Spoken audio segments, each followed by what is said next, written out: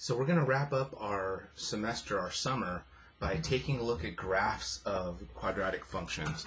We've actually seen this a while back when we were graphing and talking about functions and whatnot. What we learned back then is a parabola, right, is basically a U-shape opening up or opening down. All right, and what we found is that a function of the form ax squared plus bx plus c, right, this type of function has those types of graphs. So that's the first characteristic about a parabola, is we already know the function, a degree 2 trinomial or polynomial, is the basis behind it. Some other characteristics that we're going to be taking advantage of if we start drawing, let's say, some grids here.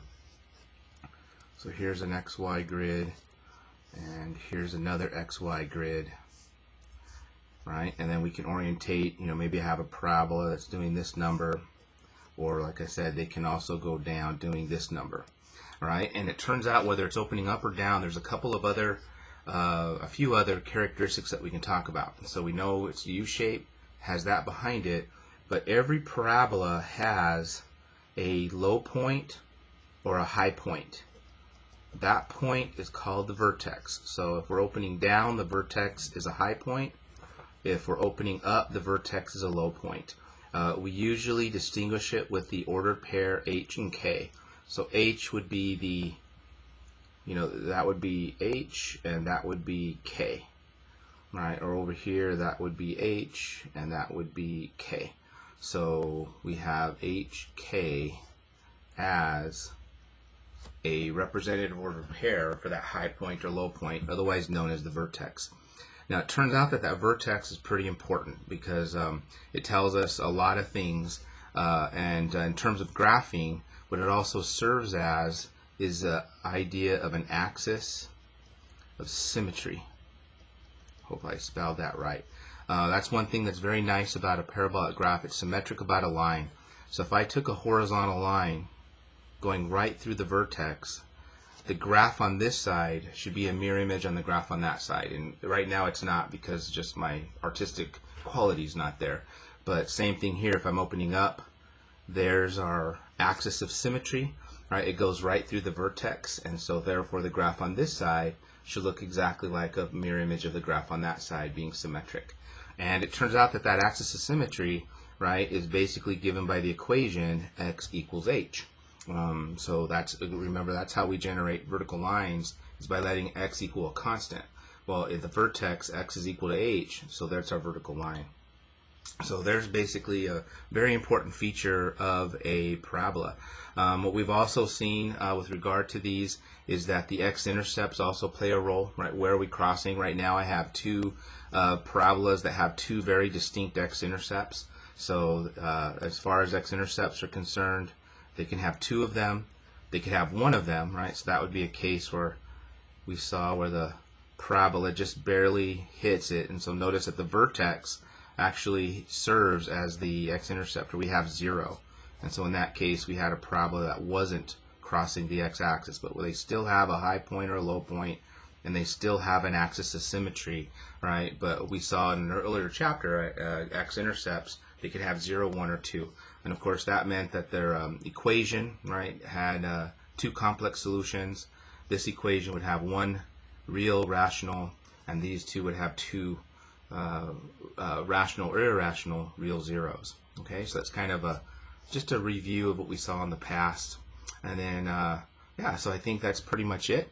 And so the idea, what we're going to do is I'm always asking for 3 points to graph, right? So if you guys go back to when I made you guys graph, I'm always asking for 3.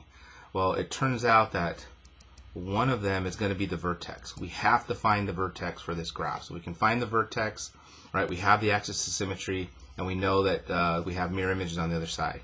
And then really all you have to do is point plot one time. So rather than point plotting and trying to figure out where everything is at, if I can find the vertex, that's 1 point.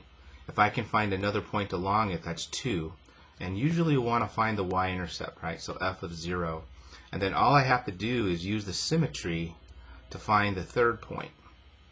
And so we kind of have, it's not as nice as y equals mx plus b, right? Because that gave us the intercept and this told us how to move, and we could just take advantage of that. So this is very similar. What we're going to try to do with this equation, right? Can I take this equation and find the vertex from it?